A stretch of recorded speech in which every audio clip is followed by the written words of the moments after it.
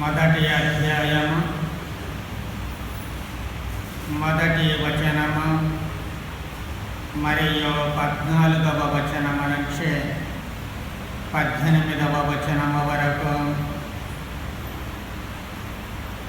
ఆదిలో వాక్కు ఉండెను, ఆ వాక్కు దేవుని యొద్ద ఉండెను, ఆ వాక్కు దేవుడై ఉండెను. ఆ వాక్కు మానవుడై మన మధ్య నివసించెను. మేము కృపాసత్యములతో నిండిన ఆయన మహిమను చూచితమే. అది తండ్రి యొద్ద నుండి వచ్చిన ఏకైక కుమారుని మహిమ. యోహాను ఆయనను గూర్చి సాక్ష్యమిచ్చుచు ఎలుగెత్తి, నా తరువాత వచ్చు వ్యక్తి నాకంటే శ్రేష్ఠుడు, ఏలయన ఆయన నేను జన్మింపక పూర్వము నుండి ఉన్నవాడు, ఆయనను గూర్చియే నేను మీతో చెప్పినది అని పలికెను. ఆయన పరిపూర్ణత నుండి మనమందరము అనుగ్రహములను పరంపరగా పొంది ఉన్నాము. మోషే మూలమున వసుగబడినది ధర్మశాస్త్రము, యేసుక్రీస్తు మూలమున వచ్చినవి కృపా సత్యములు.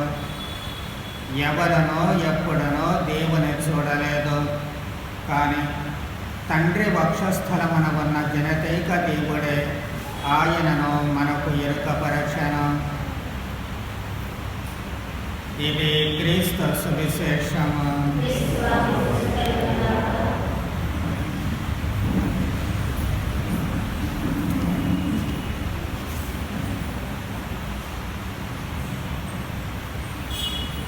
పునీత అంతోని వారి ఎడల మనకున్నటువంటి భక్తి ప్రపత్తులను చాటుకుంటూ ప్రతి మంగళవారము కూడా పునీత అంతోని వారి ద్వారా ప్రార్థనలు చేసేటువంటి నేపథ్యములో ఈరోజు మనకు ఒక ప్రముఖమైనటువంటి సత్యము తెలియచేయబడుతూ ఉంది.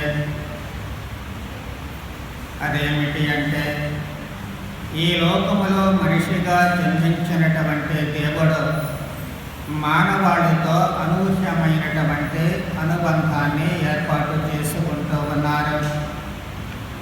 ఈ అనుబంధము తాను ఈ లోకములో జీవించినప్పుడు మాత్రమే కాదు, కానీ తన భౌతిక జీవితము ముగిసిన తర్వాత కూడా మానవాళితో తన భౌతిక అనుబంధాన్ని కొనసాగిస్తూ ఉన్నారు. అందుకే అనేక సార్లు ఆయన పునీతులకు దర్శనమిస్తూ ఉన్నారు. అలా దర్శన భాగ్యాన్ని పొందినటువంటి పునీతులలో ఒకరు పునీత పాదువాపురి అంతోని వారు కూడా. ఎందుకు ప్రభువు ఈ దర్శనాలను కలిగిస్తూ ఉన్నారు అంటే, యోహాను గారు చెబుతూ ఉన్నారు, మేము కృపాసత్యములతో నిండిన ఆయన మహిమను చూచితమే. నాటి అపోస్తలులు ప్రత్యేకముగా తాబోరు పర్వతము మీద ప్రభువుతో పాటు ఉన్నప్పుడు ఆ దైవ మహిమను వాళ్ళు ప్రత్యక్షంగా చూస్తూ ఉన్నారు, తమ అనుభూతికి తెచ్చుకుంటూ ఉన్నారు. దైవ దర్శనము కలిగినప్పుడు మనిషికి ఏ విధమైనటువంటి అవ్యక్తానుభూత ఆనందము కలుగుతూ ఉంటుందో, ఎలాంటి సంతోషము పొందుతూ ఉంటాడో, ఏ విధముగా మనిషి మైమరచిపోతూ ఉంటాడో వాళ్ళు ఆ రోజు తమ అనుభవానికి తెచ్చుకుంటూ ఉన్నారు. ఇలాంటి వరానుగ్రహాలు దేవుడు ప్రసాదిస్తూ ఉన్నారు మనిషికి. అందుకే యోహాను గారు అంటున్నారు, ఆయన పరిపూర్ణత నుండి మనమందరము అనుగ్రహములను పరంపరగా పొంది ఉన్నాము. ఈ అనుగ్రహము అందరికీ ఇవ్వబడుతూ ఉంటుంది. దైవానుగ్రహాలు మనందరికీ కూడా పూపులలుగా ఇవ్వబడుతూ ఉన్నాయి. కాకపోతే ఎవరికి ఏ అనుగ్రహము వసగబడుతూ ఉంటుంది, వారి వారి జీవితాలకు అవసరమైనటువంటి వరానుగ్రహాలు ఇవ్వబడుతూ ఉంటాయి. కొంతమందికేమో ప్రత్యేకమైనటువంటి వరానుగ్రహాలు ఇవ్వబడుతూ ఉంటాయి. అలా ప్రత్యేకానుగ్రహాలను పొందినటువంటి వ్యక్తే పునీత పాదువాపురి అంతోని వారు. యోహాను గారు మరో మాట చెబుతూ ఉన్నారు, ఎవరునో ఎప్పుడునో దేవుని చూడలేదు, కానీ తండ్రి వక్షస్థలమున ఉన్న జనితైక దేవుడే ఆయనను ఎరుకపరచెను. తండ్రి వక్షస్థలములో ఉన్నటువంటి కుమారుడు అని చెప్పడం లేదు, కానీ ఆయన కూడా దేవుడే. మనిషి దేవుడిని డైరెక్ట్గా చూడలేదు, కానీ ఆ దేవుడిని చూసినటువంటి అనుభూతి ఎప్పుడు మనిషికి కలిగింది అంటే ప్రభువైన యేసుక్రీస్తును చూసినప్పుడు. అందుకే ఫిలిప్పు ప్రభువును అడుగుతూ ఉంటాడు, ప్రభు మాకు తండ్రిని చూపించు, మాకంటే చాలు అని. ప్రభు ఏమంటున్నారు, ఫిలిప్పు ఎంతకాలము నాతో ఉన్నావో నీకు ఇంకా ఆ విషయం అర్థం కావడం లేదా? తండ్రిని చూచిన వాడు కుమారుని చూస్తాడు, కుమారుని చూచిన వాడు తండ్రిని చూస్తాడు. తండ్రి కుమారుల ఏకత్వము అనుబంధము అలాంటిది. కాబట్టి ఇక్కడ ప్రభువును చూస్తే తండ్రిని చూచినట్లే లెక్క. అదే దైవ దర్శనము. కాబట్టి ఈ దైవ దర్శనము నాటి అపోస్తలులకు ప్రత్యేకముగా తాబోరు పర్వతము మీద, ఆ తర్వాత అనేక మంది పునీతులకు, పాదువాపురి అంతోని గారికి కూడా ఈ దైవ దర్శన భాగ్యము లభిస్తూ ఉంటుంది. ఈ విధమైనటువంటి దైవ దర్శన భాగ్యము అంటే సాక్షాత్తు ప్రభువైన యేసుక్రీస్తు ఒక పసిబాలుడిగా అంతోని వారికి దర్శనమివ్వడము మనము గమనిస్తూ ఉంటాము. ఎందుకు ప్రభువు పసిబాలుడిగా అంతోని వారికి దర్శనమిస్తూ ఉన్నారు?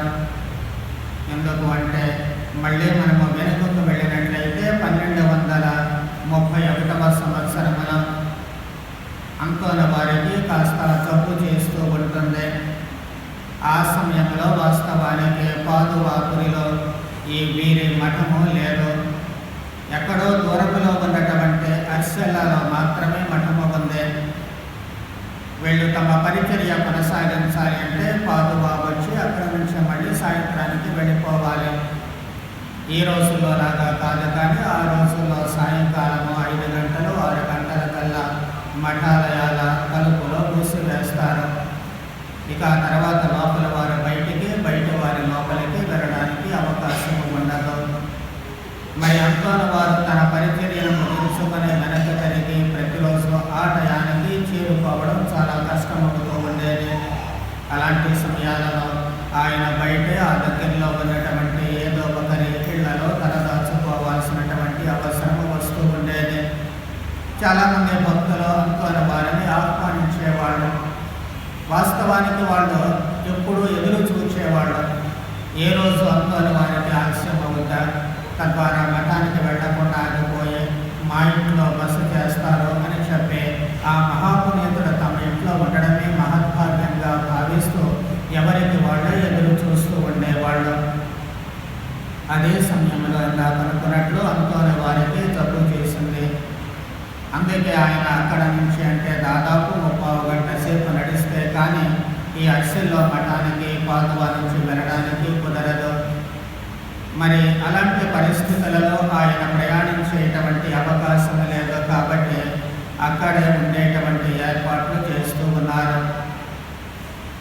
అక్కడ ఆ ఏరియా అంటే కంపో సాంపియరో అనేటువంటి ఆ ప్రాంతపు అధినేత అయినటువంటి టిస్కో మొట్టమొదట్లో అవిశ్వాసిగా ఉండేవాడు. అంతోని వారి వ్యతిరేకులు ఆయన కూడా ఒకడు. కానీ ఆ ప్రభుత్వాధికారి తర్వాత అంతోని వారి బోధనలను విని తన మనస్సు మార్చుకున్నాడు. మార్చుకున్న తర్వాత ఏం చేశాడు, వీళ్ళ మఠము చాలా దూరంగా ఉంది కాబట్టి ఇక్కడ కంపోసం పియరో చోట ఒక స్థలాన్ని వాళ్లకు దానము చేస్తూ ఉన్నాడు. ఆయన ఇచ్చినటువంటి ఆ స్థలంలో ఒక చిన్న ఇల్లు అంతోని వారి కోసం కొడుతూ ఉన్నారు.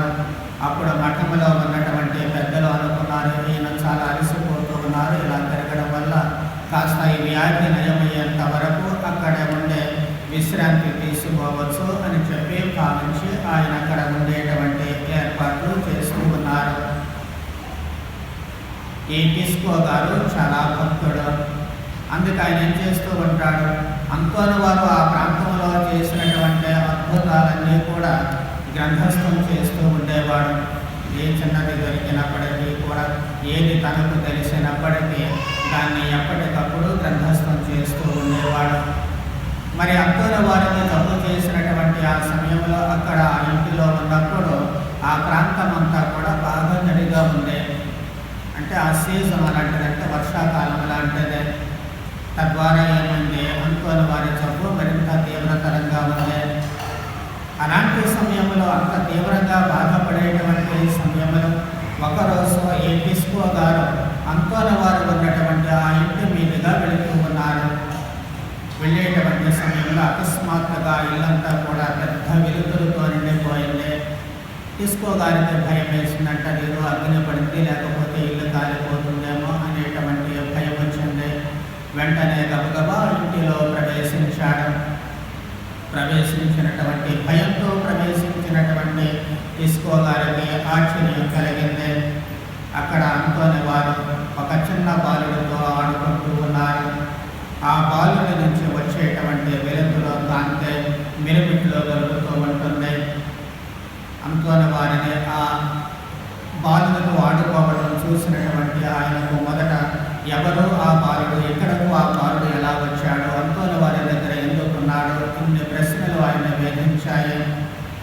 కానీ కొద్దిసేపట్లోనే గ్రహించాడు, ఆ ఉన్నటువంటి బాలుడు ఎవరో కాదు, ఎక్కడి నుంచి వచ్చినటువంటి బాలుడు కాదు, సాక్షాత్తు ప్రభువైన యేసుక్రీస్తే అని సంభ్రమాచర్యాల్లో మునిగిపోయాడు. తనకు కూడా అదృష్టం కలిగింది. మహాభక్తుడైనటువంటి అంతోని వారికి ఇవ్వబడినటువంటి ఆ దైవ దర్శనము ఆయనకు ఆశ్రయం ఇచ్చినందుకు తనకు కూడా మహద్భాగ్యం కలిగింది. ప్రభువైన యేసుక్రీస్తు దర్శనము స్వయముగా చూసేటువంటి భాగ్యము కలిగింది. ఆ సమయంలోనే ఆ పసిబాలుడు తన ప్రేరు ఎవరో చూస్తున్నారు, చూడు చూడు అన్నట్లుగా అంతోని వారి వైపుకు అంతోని వారికి చూపిస్తూ ఉన్నారు. కానీ ఆ మహిమాయుతమైనటువంటి ఆ సంభ్రమాచర్యాలలో మునిగి తేలుతూ ఉన్నటువంటి అంతోని వారు దాని గురించి పట్టించుకోలేదు. అప్పుడే అకస్మాత్తుగా పూర్తిగా వెలుగు మాయమైపోతూ ఉంటుంది. అంటే బాలయేసు మాయమవుతూ ఉన్నారు. ఆ గదంతా కూడా గాఢాంధకారమైపోతూ ఉంటుంది. ఈ టిస్కో గారికి ఎటు పోవాలో అర్థం కాలేదు. ఈ లోపల అంతోని వారు తన పడక గదికి వెళ్ళడానికి ఆ చీకటిలోనే వస్తూ ఈ టిస్కో గారిని ఢీ కొట్టారు. అప్పుడు అంతోని వారు గ్రహించారు టిస్కో అక్కడకు వచ్చాడు అని. ఆయన వెంటనే తానే ఏదో నేరం చేసినటువంటి వ్యక్తి మాదిరిగా భయముతో టిస్కో గారిని చెబుతూ ఉన్నారు, మీరు ఈ విషయాన్ని దయచేసి ఎవ్వరికీ చెప్పవద్దు, ఎట్టి పరిస్థితులలో కూడా ఈ విషయాన్ని మీలోనే దాచుకోండి అని చెప్పి ఆయనతో చెబుతూ ఉన్నారు. అంతోని వారి కోరికను మన్నించినటువంటి ఆ టిస్కో గారు అంతోని వారు మరణించేంత వరకు కూడా ఈ విషయాన్ని ఎక్కడ బయట పెట్టలేదు. కానీ అంతోని వారు మరణించిన తర్వాత ఆయన కన్నీరుగా ఏడుస్తూ ఈ విషయాన్ని ప్రపంచానికి చాటి చెబుతూ ఉన్నారు. ఆ సమయంలో అసలు అక్కడంతా కూడా సూర్యకాంతి కంటే ఎక్కువ కాంతితో మిరుమిట్లు కలిపేటువంటి కాంతి ఆ గది అంతా నిండిపోవడం, అంతోని వారి ముఖములు అప్పటి వరకు నీరసంతో బాధపడేటువంటి అంతోని వారు, వ్యాధితో బాధపడేటువంటి అంతోని వారు, అవన్నీ కూడా మధుమాయపై ఎంతో ఆహ్లాదకరమైన ఆనంద పరవశంలో మునిగిపోయినటువంటి ఆ ముఖాన్ని చూడడానికి తన రెండు కళ్ళు చాలలేదు అని ఆయన భావోద్వేగముతో అందరికీ కూడా దాని గురించి తెలియజేస్తూ ఉన్నాడు. దేవుడు మనిషితో ఇక నుంచి దేవుడు మన మధ్య జీవించను అన్నటువంటి ప్రవక్తల మాటలకు పరిపూర్ణమైనటువంటి అర్థము ఇక్కడ కనిపిస్తూ ఉంటుంది. అందుకే మనము ఇప్పుడు అంతోని వారి బొమ్మలు చాలా కూడా బాలయేసును ఎత్తుకుని ఉన్నట్లు కనిపిస్తూ ఉంటుంది. మామూలుగా పటాల్లో చూసినట్లయితే బాలయేసు ప్రార్థనా పుస్తకం మీద కూర్చొని ఉన్నట్లు కానీ నిలబడి ఉన్నట్లు కానీ ఉంటూ ఉంటుంది. అంటే అంతోని వారి ప్రార్థన చేసుకునేటప్పుడు టిస్కో గారు చూస్తుంటే ఆ ప్రార్థనా పుస్తకం మీద నిలబడి అంతోని వారితో ఆడుకోవడము. మరి ప్రభువు మానవాడితో ఉన్నటువంటి ఆ అనుబంధాన్ని ఎప్పుడూ కూడా వదులుకోవడం లేదు. పసిబాలుడుగానే ఎందుకు వచ్చారు, ఏ పెద్దవాడుగా వచ్చి ఆ అంతోని వారికి స్వస్థతనివ్వడము, లేకపోతే ఆయనకు మంచి బలాన్ని ఇవ్వడము, ఆనందాన్ని ఇవ్వడము చేయవచ్చు కదా, కాదు. పసిబిడ్డలు దేవునితో సమానము అంటారు. పసివాళ్లతో ఉండేటువంటి సమయంలో కలిగేటువంటి ఆనందము సర్వాన్ని కూడా మర్చిపోతూ ఉంటారు. కేవలము తల్లిదండ్రులే కాదు, ఎవరైనా సరే పసివాళ్ళను చూసినప్పుడు వాళ్ళకి దగ్గరకు తీసుకుంటారు, వాళ్ళతో ఆడుకుంటారు, వాళ్ళకి నిలబడ్డాలను పెడుతూ ఉంటారు. వాళ్ళతో పాటు ఆ ఆనందం పంచుకునేటప్పుడు ఆ లోకమే వేరుగా ఉంటూ ఉంటుంది. ఇక్కడ అంతోని వారు వ్యాధితో బాధపడుతూ ఉన్నారు కాబట్టి కేవలం వ్యాధి తీసేయడం ప్రభువు లక్షణం కాదు, ఉద్దేశ్యము కాదు. కానీ ఆయన మనసుకి ఉల్లాసాన్ని కలిగించడం, ఆయన మనసుకి ఆనందాన్ని కలిగించడం, ఆయన చేసేటువంటి పరిచర్యలో మరింత ఉత్సాహాన్ని నింపడం. అది తపస్సు కాలం కావడం వల్ల అనేక చోట్ల ప్రసంగాలు చెప్పడము, పాప సంకీర్తనాలు వినడంలో ఆయన తల మునకలైపోయారు. అందుకే ఆ వ్యాధి ఆయనకు వస్తూ ఉంటుంది. మరి ఇలాంటి పరిస్థితులలో మనసుకి ఉల్లాసం కావాలి. ఊరికని జబ్బు నయమైపోయింది అనుకుంటే జబ్బు పోతుంది, కానీ మనసులో ఉల్లాసం రాదు. కానీ ఈ పసిబాలుడితో ఆడుకోవడం వల్ల, అది కూడా సాక్షాత్తు ప్రభువైన యేసుక్రీస్తు పసిబాలుడిగా ఉన్నప్పుడు ఆడుకోవడం వల్ల ఆ మనసుకి అంతులేనటువంటి ఆనందము, ఉల్లాసము కలుగుతూ ఉంటుంది. తద్వారా మరింత ఎక్కువగా తన పరిచర్యను కొనసాగించడానికి అవకాశం కలుగుతూ ఉంటుంది. అందుకే దేవుడు తన కృపా సత్యాలను మనిషికి అనుగ్రహిస్తూ ఉంటారు, తన భక్తులకు ఏ విధముగా అనుగ్రహిస్తూ ఉంటారు. కాబట్టి మనము పునీత పాదువాపురి అంతోని వారిని చూసినప్పుడు, ఆయన జీవిత చరిత్రను చూసినప్పుడు ఆయనంత భక్తులం కాకపోవచ్చు, కానీ మనకు కూడా దేవుడు మన బాధలలో మనము వ్యాధిగ్రస్తులుగా ఉన్నప్పుడు అలాంటి ఉల్లాసాన్ని మాత్రం ఖచ్చితంగా కలిగిస్తారు. ఎప్పుడు అంటే మనము నిజమైనటువంటి భక్తితో ప్రార్థన చేసినప్పుడు. ప్రభువు మనకు దర్శనం ఇవ్వకపోవచ్చు, కానీ దర్శనమిచ్చినంతగా మనకు మానసికమైనటువంటి ఉల్లాసాన్ని కలిగిస్తారు. మనకు వ్యాధులు నయమైపోతూ ఉంటాయి, ఈ విధముగా మనము మళ్ళీ తిరిగి ఆరోగ్యవంతులం అవుతూ ఉంటాము. కానీ దానికంటే కూడా మళ్ళీ తిరిగి మనము ప్రార్థన ద్వారా పొందేటువంటి ఉల్లాసము, ఆనందము ఉంది. ఆ సమయంలో మనము ప్రార్థన చేసి ప్రభువు చెంత సేద తీరినట్లయితే ఆ వచ్చేటువంటి ఉత్సాహం ఉంటుంది, అది వేరుగా ఉంటుంది. దాన్ని అనుభవించినటువంటి వాళ్ళకి ఆ విషయం అర్థమవుతుంది తప్ప మనం మాట్లాడుకోవడానికి అంతగా కుదిరేటువంటిది కాదు. ఒకవైపు వైద్యశాస్త్ర సహాయం తీసుకుంటాము, కాదని చెప్పడం లేదు, కానీ దానితో పాటు మనిషికి సరి అయినటువంటి మానసిక ఉల్లాసాన్ని ఇవ్వగలిగింది కేవలం ప్రభువు సన్నిధి మనము చేసేటువంటి ప్రార్థన. ఎందుకంటే ఈ ప్రార్థన ద్వారా ప్రభువుతో మనం ఐక్యమవుతూ ఉంటాము. కాబట్టి దైవానుభూతిని మనం పొందినప్పుడు దైవానుగ్రహాలు